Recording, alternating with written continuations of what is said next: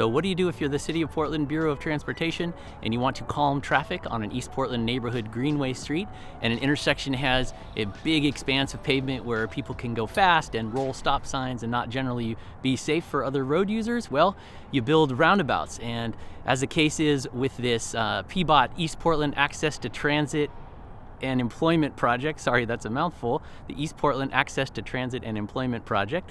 As is the case with that, they have built not just one roundabout, but 3 roundabouts, so I came out here to take a closer look.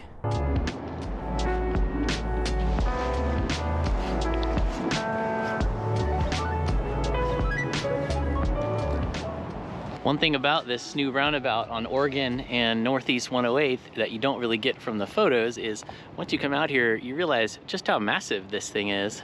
Looks to be about, I don't know, 25 feet in diameter. Really fills up the entire intersection so that you'll notice there's really only one pretty narrow path to get through if you're a driver. Of course, the curbs, as you can see, are definitely mountable. So drivers can mount up these with their cars and with their wheels, and they're not going to have much damage.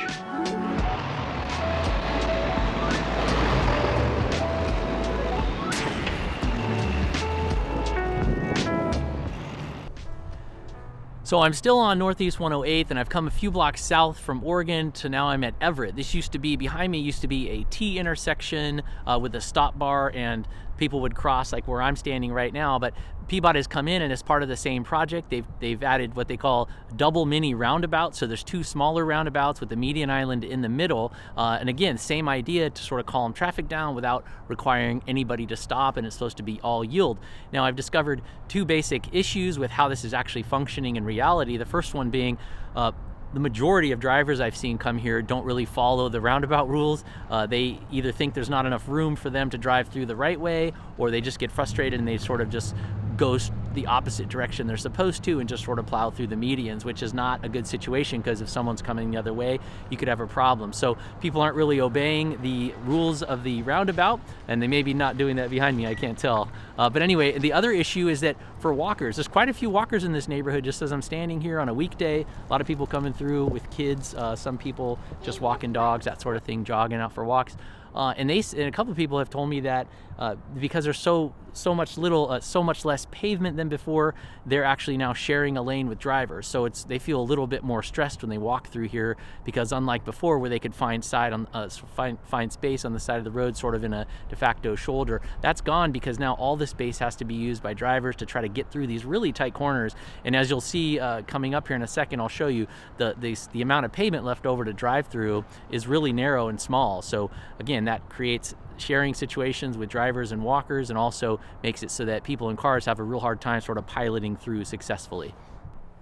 So as you approach it from the north, you can see it's pretty tempting to try to go left and just go straight through the intersection.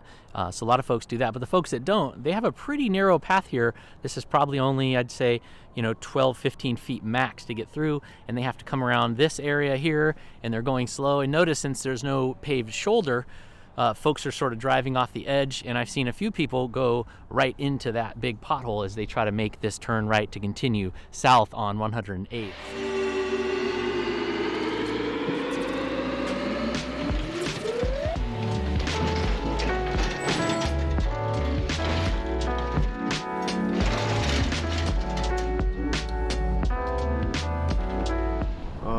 I like it slows the traffic down per se, but it's rather tight for people walking. I walk my dogs here every day, and like actually this morning, right on that side, like I almost got hit.